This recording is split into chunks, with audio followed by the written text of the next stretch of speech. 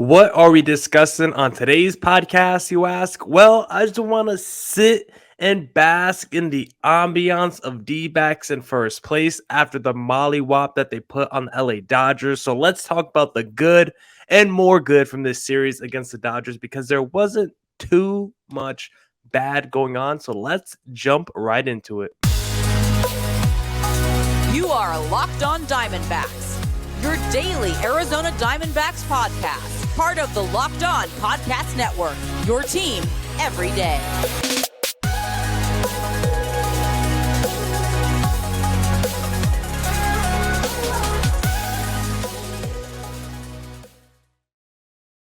Welcome into the Locked On Diamondbacks podcast, part of the Locked On Podcast Network, your team every day. This episode is brought to you by Ultimate Baseball GM. Ever dreamed of becoming an MLB GM and managing your baseball franchise? Then this game is definitely for you. To download the game, just visit ultimatebaseballgm.com to look it up on the app stores.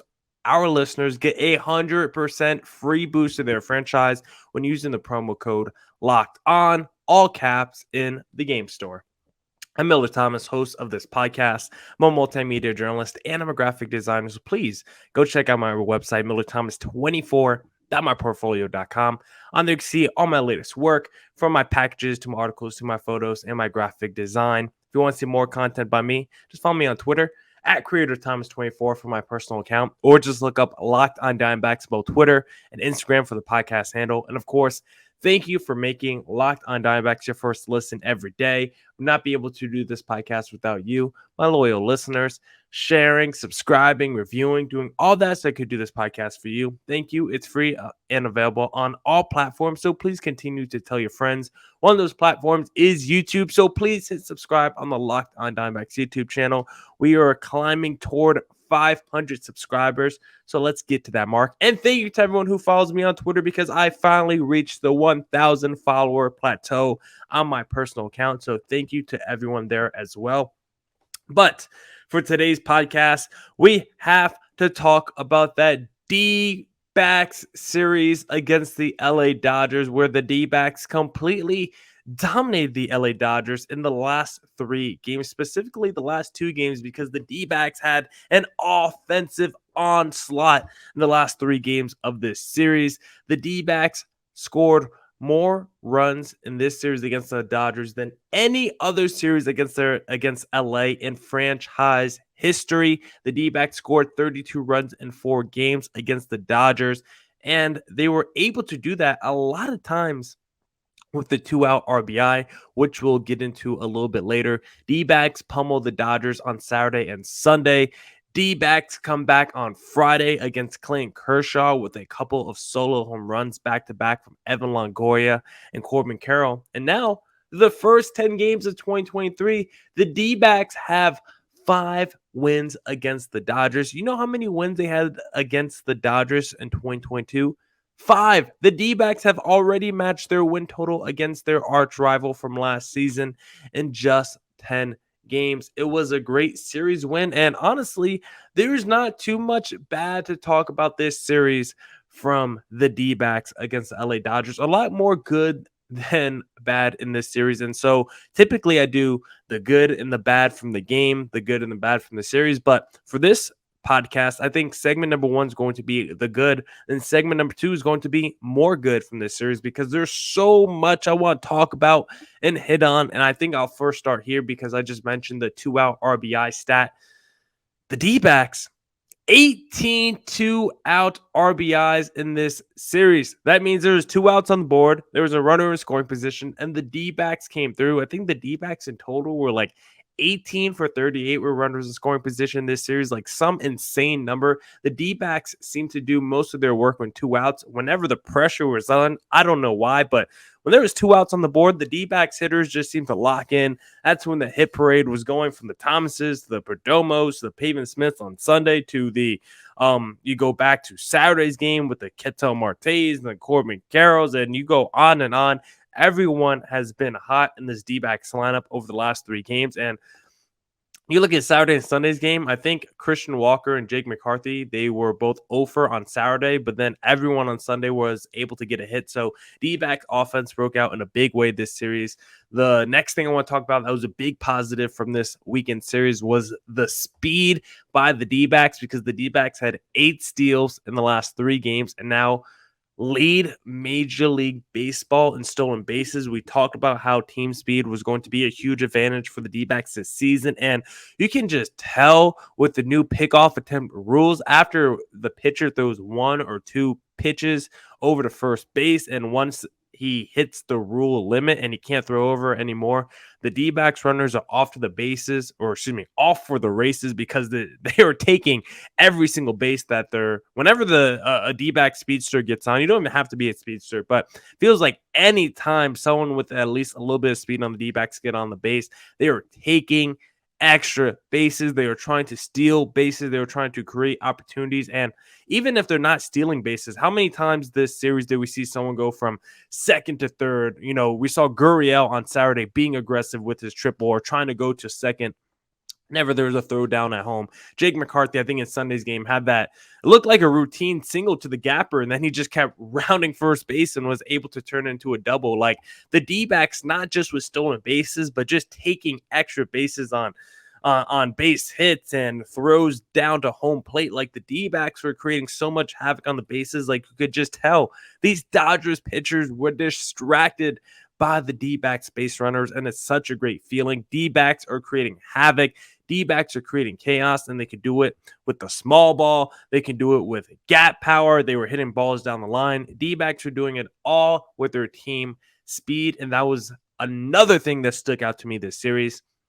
And then the final thing I want to talk about in segment number 1 before we wrap up, it's just the Alek Thomas breakout, because Alek Thomas was getting me a little worried, because entering Saturday's game, I think Alek Thomas was 0 for 16 on the season, and there was definitely some regression, some positive regression coming Alek Thomas's way, because if you looked at the StatCast numbers on Alek Thomas, like he had a lot of red for his hard hits, his exit velocity, like a lot of the numbers, advanced hard contact numbers, suggested Alek Thomas was swinging a good bat. It just wasn't turning into any results. And then you look at the last 2 games for Alek Thomas, he's broken out in a big way, because in Saturday's game, Alek Thomas was 4 for 4 with 2 runs and RBI, just looked fantastic. Saturday's game had a triple in that game. It looked like at one point he might have been working on a cycle, but that didn't happen. And then in Sunday's game, Alek Thomas once again just 1 for 5.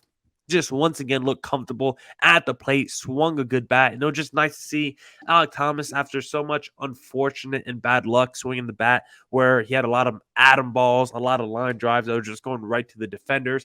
Alek Thomas seemed to find all the gaps and holes in the defense the last couple games against the LA Dodgers, and I just love to see a confident Alek Thomas. Made some fantastic plays defensively in center field as well. I thought he was going to make a crazy defensive play where I think it was off the bat of JD Martinez, that triple. Like his glove just couldn't reach out far enough.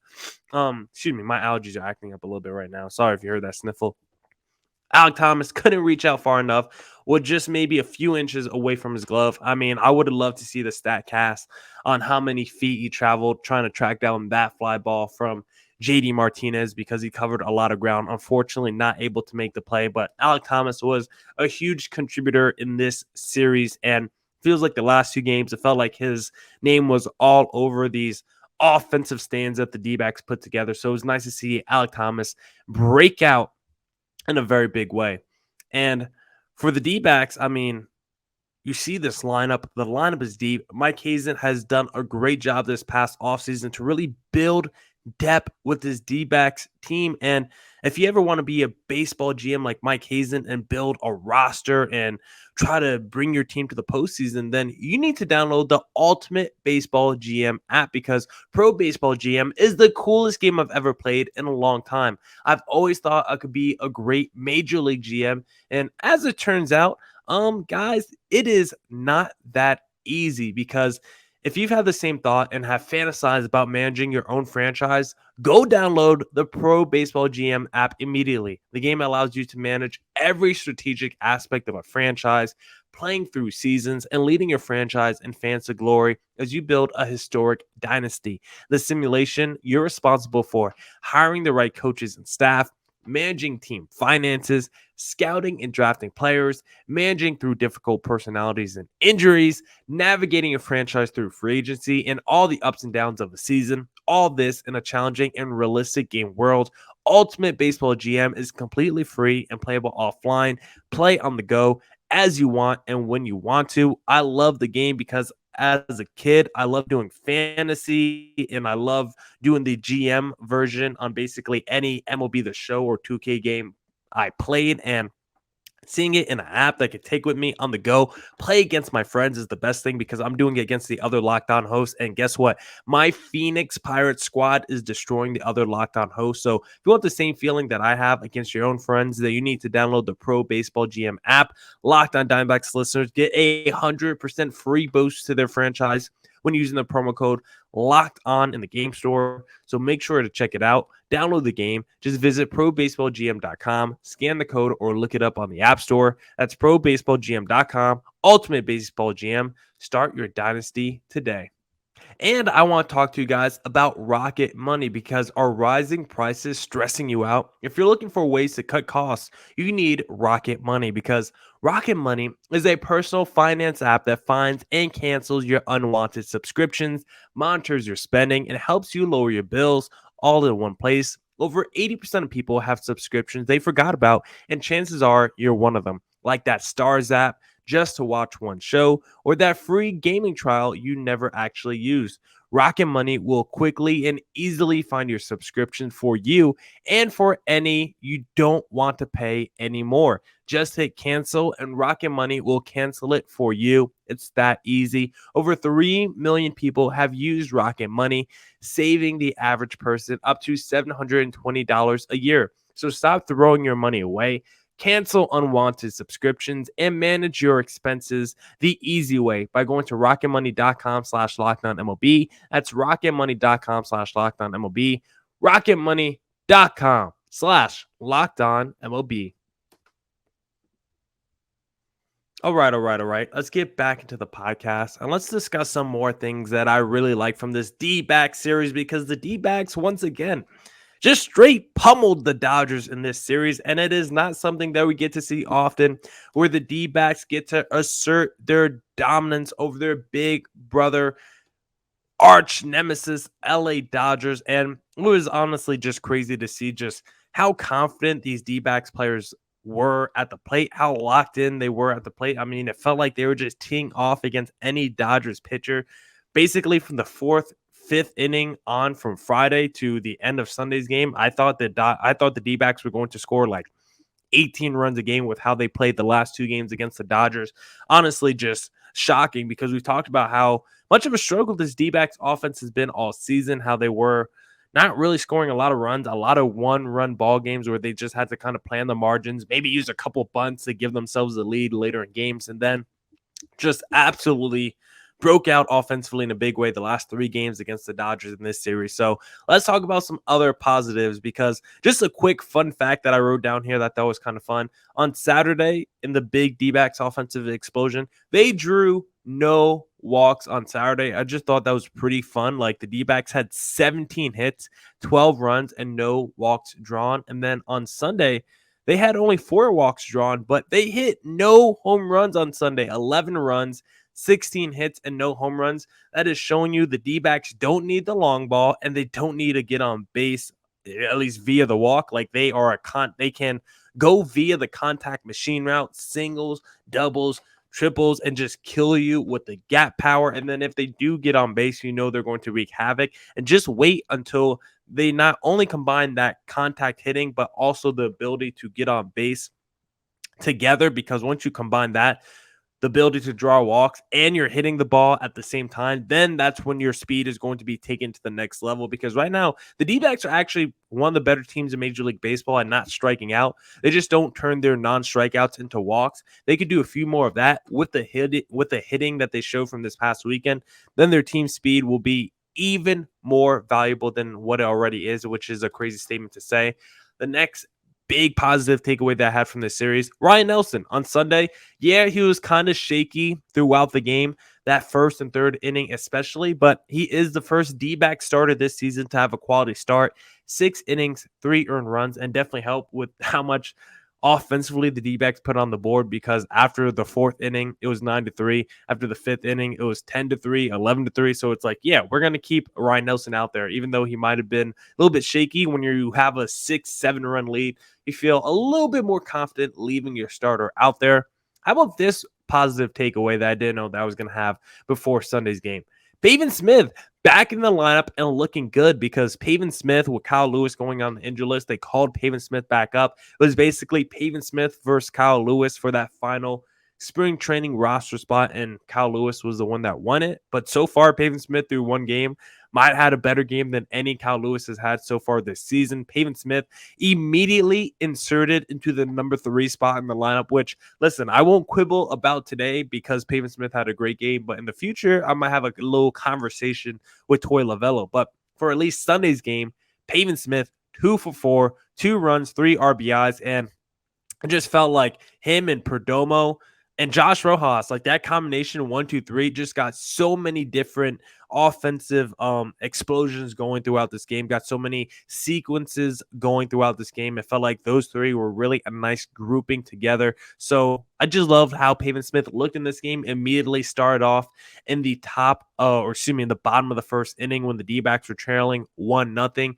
You got Josh Rojas to get it started with a double, and then Pavin Smith was able to bring him home as well with a double on his own. Actually, I don't remember if Josh Rojas had a double in that first inning, but regardless, Pavin Smith was able to bring him home with double down the line and just showed a lot more confidence than we've seen in the past. I thought Pavin Smith was swinging a good bat. Like, this is never someone that's going to be a high power guy, but Pavin Smith has shown that he could be a quality, like, contact hitter. Like, the biggest issue with Pavin Smith as to why he's not really going to have a long leash with the D-backs, or at least why people didn't think he had a high offensive ceiling and people were kind of soured on Pavin Smith entering the season, is because defensively, kind of a liability. Don't really have a spot where you could play Pavin Smith. Like, you can't really play first base defensively, especially when you have Christian Walker there. Christian Walker doesn't miss games, so kind of rare for Pavin Smith to back him up as a first baseman. Can't put him in the outfield because he's really bad there. So that just kind of leaves the DH spot, and the D-backs already have so many lefties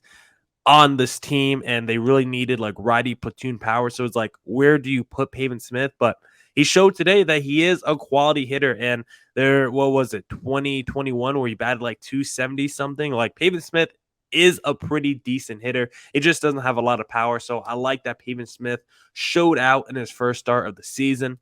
How about this from the last couple games? Josh Rojas, just the lead-off machine. I loved how he's looked as a leadoff hitter the last couple games for the D-backs. In Saturday's game, he had 3 hits. In Sunday's game, he had 3 hits as well. Josh Rojas just looks locked in at the plate right now, and it's a real conversation between him and Perdomo. Who's the hottest player on this D-backs team? And it's probably Perdomo is the answer, because Perdomo has a better average than Rojas, a better OBP, and he has an 813 slugging. I think Perdomo has like a 1400 like OPS right now. Like, Perdomo is absolutely on fire, which brings me into my next positive takeaway that I want to talk about before we wrap up segment number 2.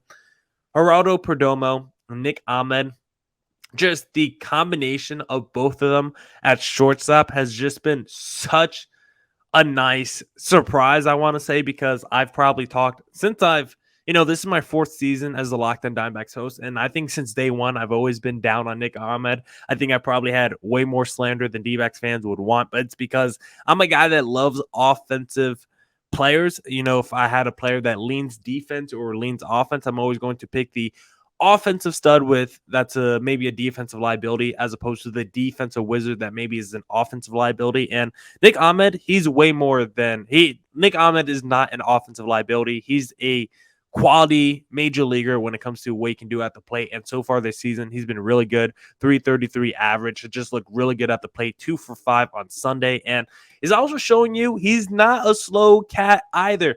2 stolen bases on Sunday. Now has 3 for the season, and he's one of the league leaders or one of the team leaders for the D-backs so far. And then Geraldo Perdomo, like I just brought up, like, let me just tell you his slash line because it's insane, because Perdomo went 2 for 5 on Sunday. And after Sunday's performance, he's batting .438, a .571 OBP, and an .813 slugging. Our shortstop position has been one of strength so far for the D-backs this season. And it's like, how can we get more Nick Ahmed and Perdomo in the lineup? Like, should Perdomo or Nick Ahmed, one of them, be the DH when there's a lefty on the mound, as opposed to like a Kyle Lewis or something like that, because of how hot they are right now? Like, it's an insane question to have, because we thought the Gurriels, the Evan Longorias of the world were going to be the DH for the D-backs, the Kyle Lewis of the world. But so far, with how the season has started, like, yeah, Gurriel and Evan Longoria and Kyle Lewis are definitely still in that conversation. But maybe the most optimal lineup right now, at least through the first 10 games, if you want an overreaction, get Nick Ahmed and Perdomo in the lineup together as much as possible, because they're both swinging a hot bat for this D-backs team. And now I want to talk a little bit about the next game for the D-backs and what's going on with Zach Davies, because it looks like he might be hitting the injured list. But before we get there, I want to talk about our new sponsor, So Rare, because it's a revolutionary fantasy baseball game and marketplace transforming fans into owners with officially licensed digital cards featuring players from across all 30 MLB teams. Unlike other fantasy baseball platforms, So Rare managers truly own their fantasy experience, collecting, buying, selling, and competing with player cards against global opponents to win epic rewards. Win or lose, you still own your cards, and there's no cost to play. Plus, the more you win, the more you advance, collecting increasingly powerful cards and accessing next level competition and rewards.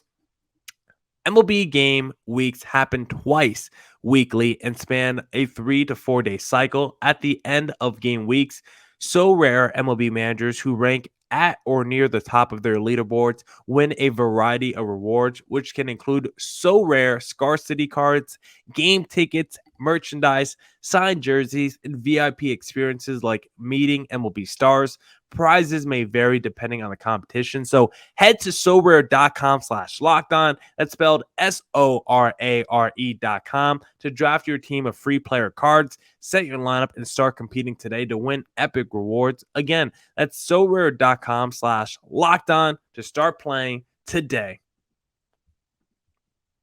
All right. Let's get back into the podcast, and let's discuss a little bit about what happened to Zach Davies on Friday, because Zach Davies was going head-to-head with Clayton Kershaw and wasn't looking like the normal self, wasn't looking like normal Zach Davies. Actually, he wasn't going to head-to-head with Clayton Kershaw, He was going head-to-head with Noah Syndergaard on Saturday, and Davies did not look like his normal self. He was struggling with his command. He had 4 walks. At one point, he walked in a run, and I was like, listen, Davies, I know he's not an elite pitcher, but as your number 5, he's been able to hold it down, and command is one of his telling points. He's usually a guy that doesn't walk a ton of dudes, and when you're starting to walk in runs, you could tell there's something wrong, and Davies was eventually taken out of Saturday's game with injury, and the D-backs just announced they would be placing him, I think, on the 15-day injured list with an oblique strain. And so with that, the D-backs are shaking up their rotation a little bit. They recalled Peter Solomon to go to the bullpen, because now we got another rookie going into the rotation, Dre Jameson. And so I'm very curious to see how Dre Jameson looks as a starter after being in the bullpen, because guess what? Jameson has looked good coming out the bullpen so far for the D-backs, but now it's a different kind of role for him. So I wonder if mentally he's going to attack it differently, because he's been coming out the bullpen and just throwing gas. That slider, he throws as hard as possible. Fastball, same thing. Like, he's coming out the bullpen, and yeah, he's been having extended appearances out the bullpen, going multiple innings. But even still, you're not going to have the length of a full start, right? So he can still go out there and just unleash and empty the tank when he's coming out the bullpen. But now that he's going to be a starter in the rotation, is it going to be the same thing? They're going to use a Peter Solomon as like that Caleb Smith, where Dre Jameson can still go out there, unleash, empty the tank, maybe over 4 or 5 innings. And Peter Solomon comes in for an extended 3 inning appearance, maybe 1 to 2 innings. And then maybe you just throw in some more bullpen relievers behind a Dre Jameson that could extend the game a little bit more, like how Dre Jameson was for some of these D-back starters that were taking out the game early. So very curious to see how the D-backs utilize and implement Dre Jameson going back in the rotation. But I'm just glad and happy that I get to see a rotation once again with a Dre Jameson and Ryan Nelson in it, because those two guys potentially could be the building blocks, the foundational pieces for the rotation moving forward. And so far, Ryan Nelson, who his first 2 starts this year, I think has looked solid, not great, but he also hasn't been terrible. He's been serviceable, I think, in his 2 starts. Dre Jameson out the bullpen has been real electric. Wonder if he could continue that electricity in the rotation. And if he can, that'll just be really exciting for D-backs fans and just give us more of a glimpse into the future. But looking ahead to Monday's game, the D-backs have a matchup against the Milwaukee Brewers, who are also quietly hot to start the season. The Brewers were one of the teams entering the year that I did not have high expectations for. This was a team that I thought could maybe be a borderline wildcard team, but was probably more likely to be on the outside looking in, just because I didn't love the way they were stacked up offensively. Like, I didn't like their lineup. I thought they were basically the rich man's version of maybe the Miami Marlins, where you had that really strong rotation. You had a couple dudes in your lineup, but maybe you weren't going to score enough runs to support your rotation. But so far, the Brewers are doing just enough, and they're getting some solid seasons from the Garrett Mitchells of the world in their lineup, the Brian Andersons of the world in their lineup. Like, they're getting some crazy, offensive contributions from guys I never heard of before. Like, it's not the Christian Yelches of the world that's doing it. It's like the Joey Weimers of the world that's doing it for the Milwaukee Brewers. So I think there's going to be some negative regression coming for the Brewers lineup, but you look at the rotation, it's still going to be as good as any in Major League Baseball. Corbin Burns hasn't been good to start the season, but Brandon Woodruff is still a stud. Freddie Peralta is still a stud. And on Monday, the D-backs are going to have Zach Gallen on the mound, who has not been good through his first 2 starts. Maybe this 3rd start can be a get-right game against the Brewers, but we're going to see a familiar friend in Wade Miley, who started his career with the D-backs, one-time All-Star. That was in his 2nd season with the D-backs, and he's someone that has quietly been really good the past couple seasons since 2021. He's been really good. You could even say since 2018 he's been really good, and so far with the Brewers, he had 1 start, 6 innings, 5 hits, no earned runs, 3 strikeouts, no walks. So that won't be an easy matchup. Now, Wade Miley is 36, so that does hopefully lean to the idea that maybe age will play a little factor. Maybe he's not throwing that hard, and the D-backs can tee off once again and continue this offensive explosion, because I would love for the D-backs momentum to keep it going in this game against the Brewers, because it's been really nice to see the D-backs explode offensively. And of course, you're not going to have a 3rd straight game probably with double-digit runs, 15-plus hits. It's just not likely to happen. But if we could get another 5-run game from this D-backs, maybe 7 hits, maybe 3 for 7, 3 for 8 with runners in scoring position, you would definitely take that. Would also like to see some walks drawn from this D-backs offense. But most importantly, Zach Gallen has to get back on track. If you have 3 straight starts to begin the season by Zach Gallen where he just does not look like himself, like, I do think that's maybe a little bit of a concern, and he gets to go against a non-NL West rival in the Milwaukee Brewers, which will hopefully help out Zach Gallen, because this won't be a team that sees him constantly like the Dodgers and Padres do. So I like where the D-backs are sitting. D-backs are currently in 1st place in the NL West, but the Brewers are also a 1st place team. So even though we're playing our first non-NL West division opponent, this will not be an easy game. The Brewers have a better record than both the Padres and the Dodgers.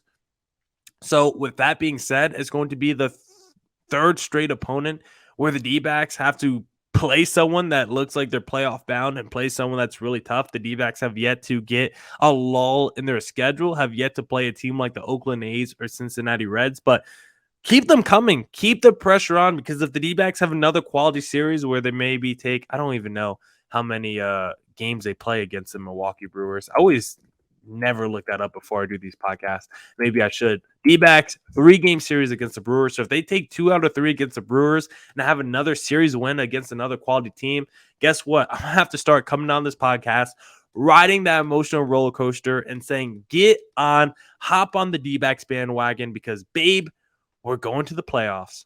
Now, that's it for this edition of the Locked On Diamondbacks podcast. Come back tomorrow for more Diamondbacks news coverage and insight. We'll be doing a crossover with Silly Baseball sometime this week, so be on the lookout for that. Thank you for making Locked On Diamondbacks your first listen every day. Make your second listen of the day the Locked On Fantasy Baseball podcast with Matt and Dom, who'll keep you up to date with fantasy news, strategies, and analysis all season long. And as always, stay safe, stay healthy. Doses.